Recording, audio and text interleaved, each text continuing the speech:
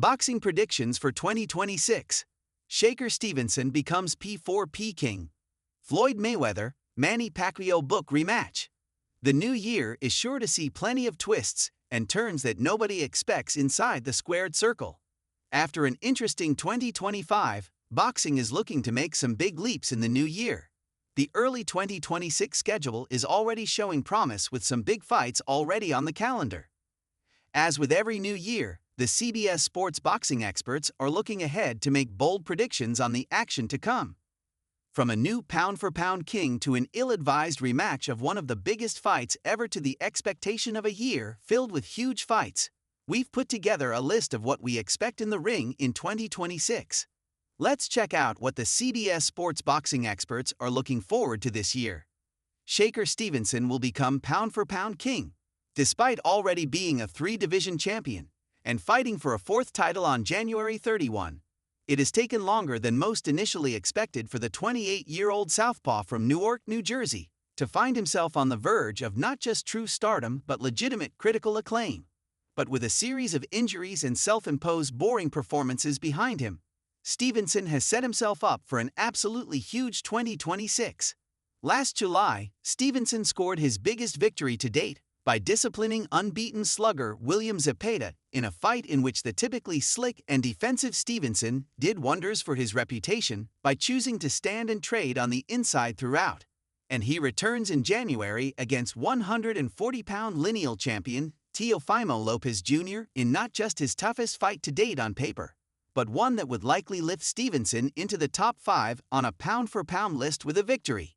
Considering Stevenson has already said he would be willing to move up to welterweight for the right fight in 2026, the 2016 Olympic silver medalist has the opportunity to truly fulfill his potential from a P4P standpoint.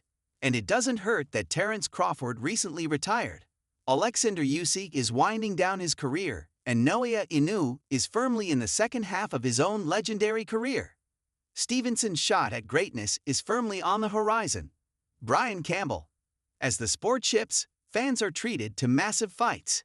This may feel like a generic prediction, but with boxing in a transitional period as Zuffa Boxing launches and backs an effort to change laws to nullify many of the protections afforded by the Ali Act, many fans have felt as though the immediate result will be fewer huge fights between superstars.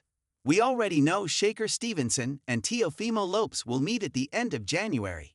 Virgil Ortiz and Jaron Boots Ennis seem as though they're on a collision course for a massive junior middleweight bout. Naoya Inoue and Junto Nakatani have done everything they need to finally put together a Japanese megafight.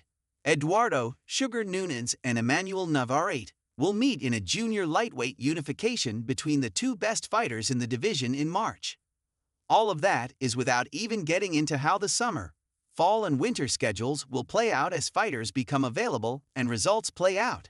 Alexander Usyk says he has a few fights left before retirement, and while he may be burning one if he follows through with his intention to fight Deontay Wilder, there are still compelling fights to be made against the likes of Ajit Cabello and Fabio Wardley, which can hopefully happen before the end of the year. And there are other intriguing storylines already in place, including David Benavidez looking at moving up to cruiserweight to challenge for Gilberto Zurdo Ramirez's WBA title in May.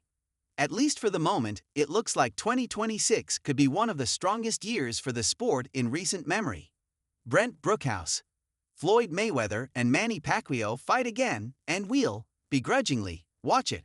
Where there's smoke, there's fire. Okay, that's not always true in combat sports, where relevancy and public negotiations often take precedence over the truth. But there are reasons to suspect that Maypac 2 will come to fruition. In October, Pacquiao told Seconds Out that he almost agreed to a rematch with Mayweather and that their camps were in negotiations. Pacquiao wanted a professional fight, not an exhibition, with Las Vegas as the likely destination.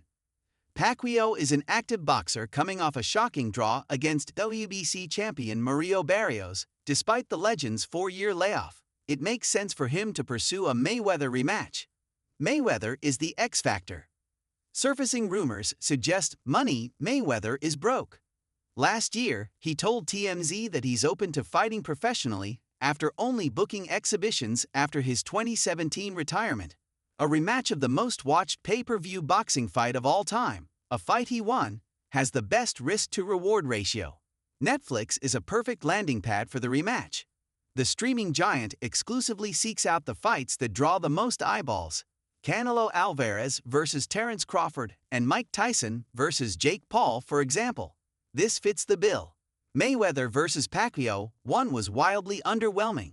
It can't possibly get better 11 years later, but we'll all watch it anyway.